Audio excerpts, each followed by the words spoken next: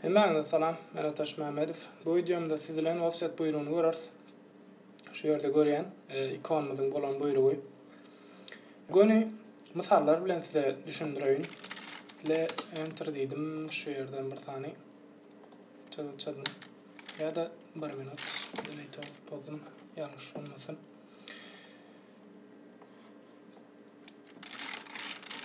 Le enter diýdim. Şeylerak çadım. Yine C enter deyip bir tane rectangle çadım. Bir tane C enter dedim. Circle çadım. Enter deyip şuradan bir tane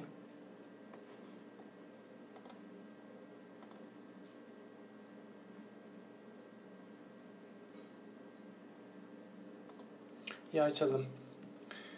Şu yerde görüşünüz bir tane line, rectangle, circle ve bir tane arkım var. Şu yerden görýän ikonuna basyp offset saýlap bilersiňiz ýa-da gyýytka ýolunu ulanyp bilersiňiz o enter. İlk başta offset ulanma ýagdaýynda ýygyderlik boýunça bizden ölçeği soraýar. Bu size öňkü düşündiren move, rotate, copy, mirror ýaly buyruklamynyň tersine ýygyderligi boýunça birazjyk tapawutly şol nokada esasen üns vermeňizi isleýän, ýalňyş görüp bilýän yer esasen şol ýygyderligi bolýar. Meselem, näçelik bir offset döretmek isleýän ilk maňa aralygy soraýar. Meselem, 20 enter diýen ýagdaýymda we gelip şu çyzyga line'a gelip men üstüne urgarak basan ýagdaýymda haýsy tarapy maňa paralelini döretjekligimi maňa soraýar. Line'larda offset paralelini döretje göni çyzygylarda. Şerik men gelip isleýän tarapyma täze döreden line'ymyň üstüne hem basyp şu tarapy dowam etdirip bilýän. Gelip men rectangle offset eden ýagdaýymda rectangle'larda bir et galynlygy döretje. Meselem üstüne saýlap gelemde hasku görürsiňiz şeýlerak meselem içe ýa-da daşa bir et galynlygy döretje. Gelip şeýlerak köpler.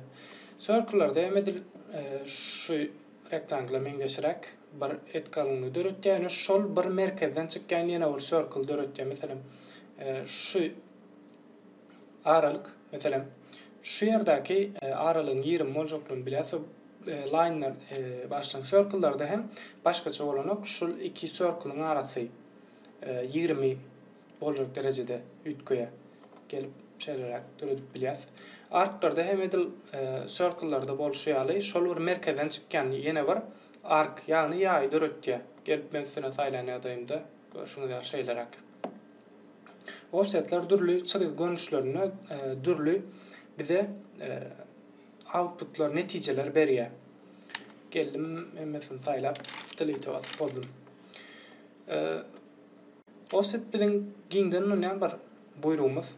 Şoň üçin has gowy düşünmeňiz üçin ýadyňyzda has gowy galmak üçin bir kürsany misallar bilen size ýene üstünden geçelim.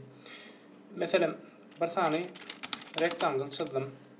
Şeýlerak ýa-da ölçegli bolsun meselem 100'e näçelik 50'lik bir tane rectangle isleýän. Geldim topa basyp ýakynlatdym. Meselem men şu rectangle'ymyň ýa-da şeýlerak boldy. Men şu rectangle'yň şu ýerde görüşüňiz ýaly şu kapital çyzygysyny şu ýerde görüşüňiz ýaly 100 iğni boyunça meselem her 20 milimetreden bir bölüklere bölmeňizi isleýän, hatda şunu kopyalamak isleýän her 20 milimetreden.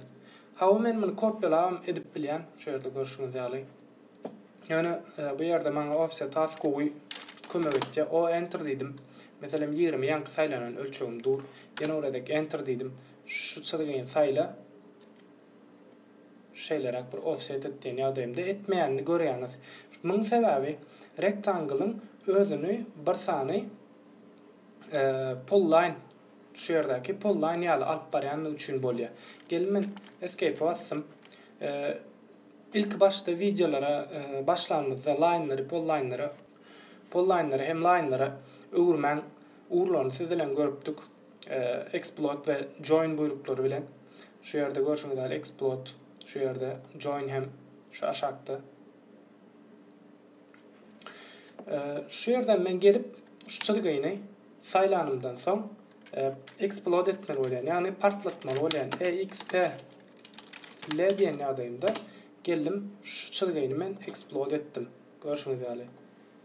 Şu çylgylaryny men isenlik görnüşde offset bilen köpelip bilen. Meselem 20 diýdim, enter diýdim.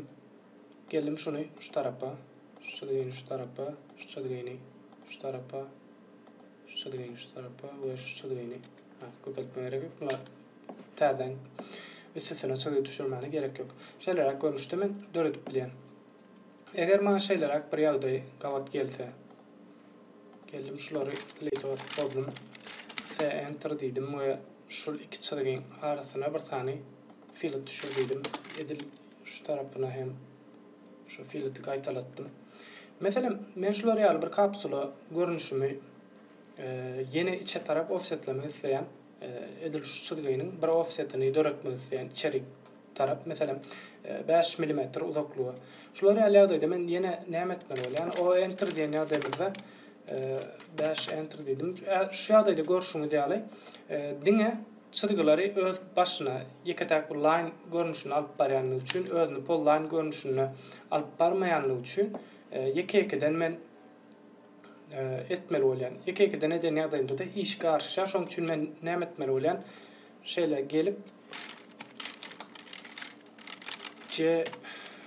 enter diýip joinlap hemmesini ýeketäk bir ýol görnüşine getirip, hatda pol line görnüşine getirip şondan soň men offset işimi edip bilen. O enter diýdim.